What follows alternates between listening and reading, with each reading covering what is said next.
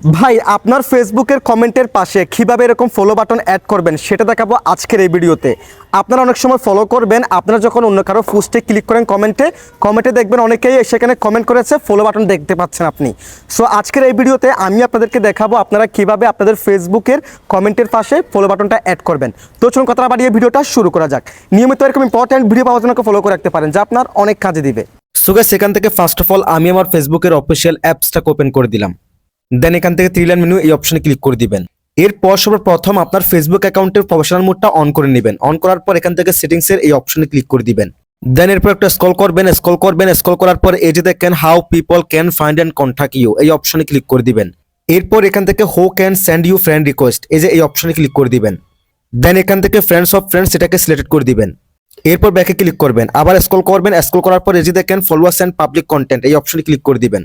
দেন এখানে যতগুলো অপশন থাকবে সবগুলো এখান থেকে পাবলিক করে দিবেন, এটাকে কিন্তু পাবলিক করে দিবেন। এখান থেকে আপনারা সবগুলো অপশন পাবলিক করে দিবেন। এরপর থেকে আপনি যখন কমেন্ট করবেন আপনার কমেন্টের পাশে ফলো বাটনটা অ্যাড হয়ে যাবে। তবে এই ফলো বাটনটা আপনি দেখতে পারবেন না এবং আপনার যারা ফেসবুক ফ্রেন্ড আছে তারা দেখতে পারবে না। শুধুমাত্র আপনার সাথে যারা ফেসবুক ফ্রেন্ড নেই তারাই দেখতে পাবে, আপনাকে ফলো করতে পারবে সেখান থেকে। That's it.